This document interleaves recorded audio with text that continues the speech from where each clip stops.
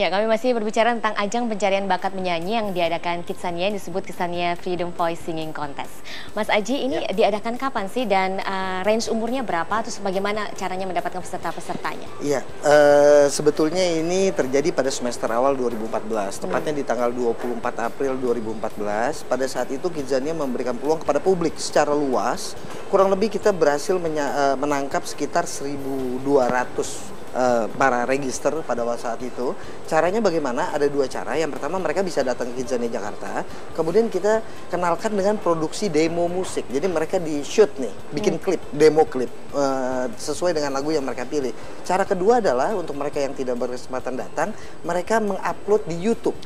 Kemudian memberikan linknya kepada kita sehingga bisa disaring semuanya itu peserta. Akhirnya kita mendapatkan bibit-bibit unggul ataupun talenta-talenta yang kita yakini bahwa memiliki bakat dan kualitas yang baik. Kemudian dengan bantuan dari Kang Purwa, dengan bantuan dari Mbak Berta dan juga Mbak Soraya Haq, pada saat itu kita berhasil merampingkan, menyaring kembali anak-anak ini sehingga akhirnya di tanggal 24 April itu mendapatkan ada 6 pemenang pada saat itu. Range umurnya berapa, Mas Aji? Saat itu antara 6 sampai 13 tahun. Oke. Betul. Jadi kadang-kadang kalau Kang Purwa mencontoh nih, perlu dilakukan sebuah upaya yang masif tapi sistematis sehingga bisa didapatkan betul-betul yang tidak bias kualitas hasilnya itu sendiri. Kemudian anak-anak ini juga rencana ke depannya Kidzania dan juga Purwacaraka Studio Musik kita mencoba untuk membuat independent production, produksi mandiri yang nanti penyebarannya bisa melalui jaringan sekolah maupun dari point of sales-nya Kidzania Jakarta. Oke. Nah, Mas Kang Purwa, poin-poin apa sih yang dilihat pada para peserta? Ya, sebagai anak itu kan kita nggak menilai dia sebagai kayak orang ujian ya, gitu. Jadi banyak faktor yang kita mau gali dari mereka.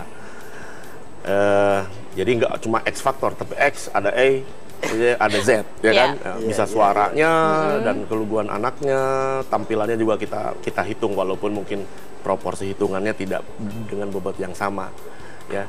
Tapi kan kita ingin menampilkan dia dalam konteks yang anak-anak, gitu ya. Nah, kita lihat gambar besarnya seperti itu. Jadi ada poin suara, ada poin kalau dia grup, kekompakan, pemilihan lagu juga pasti akan jadi lebih penting, ya kan.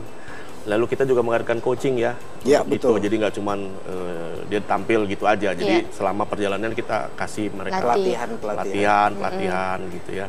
Dan yang terakhir adalah ketika tampil kan mereka pasti ada punya error faktor juga. Ini bagus tapi dia ada salah lupa sedikit dengan segala macamnya. Nah itu kita memang 3 juri berunding untuk mendapatkan hasil yang maksimal untuk mereka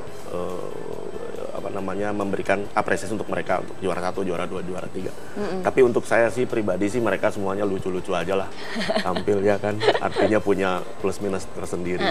Dan hebat ya sudah punya keberanian untuk tampil begitu ya. Dan waktu tampil juga menyenangkan, artinya untuk kita adalah sebuah tampilan yang ya inilah entertaining gitu, juga ya. Ya inilah anak-anak gitu. Nah, tadi Kang Purwa sempat menyinggung soal eksploitasi anak. Nah, untuk menghindari eksploitasi anak ini apa sih yang harus ditanamkan kepada orang tua tentunya? Ya, itu juga pertanyaan bagus sekali karena kadang-kadang orang tua sendiri yang mendorong anaknya tidak menyanyikan lagu anak-anak. Karena memang agak dilematis ketika anak tersebut udah mempunyai satu technical ability yang tinggi, tetapi menyanyi lagu anak-anak yang notabene simple. Ya, sehingga di sini kekurangan lagu anak-anak yang bisa mengeksploitasi atau memperform mereka punya ability of singing. Nah, biasanya dilemanya terjadi di situ. Cuma harusnya kita memang bisa lebih selektif sih. Jadi untuk saya anak yang kecil terus tiba-tiba nyanyi lagunya Beyonce ya untuk saya nggak oke lah ya. Harus punya satu alternatif lain. Cuman masalahnya banyak lagu anak-anak yang well socialized, yang orang nggak tahu banyak. Padahal banyak juga orang yang menerbitkan lagu anak-anak sepanjang tahun ini. Jadi kalau dibilangin nggak ada yang buat, salah besar. Saya bisa kasih data lengkap siapa saja yang buat dan berapa banyak. Gitu. Tapi ya itu karena nggak disosialisasikan dengan baik di pasaran, jadi tidak ada gaung, tidak tahu dan tidak jadi pilihan anak-anak untuk menyanyi akhirnya.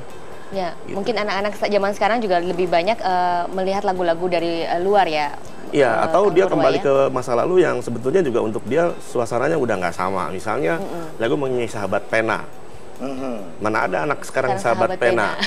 Orang dia main WA sama BBM. Sosial media. Sosial media. Atau dia Ide bilang yang misalnya, bagus tuh buat judul lagu ya, Kang Purwa ya. Bener kan?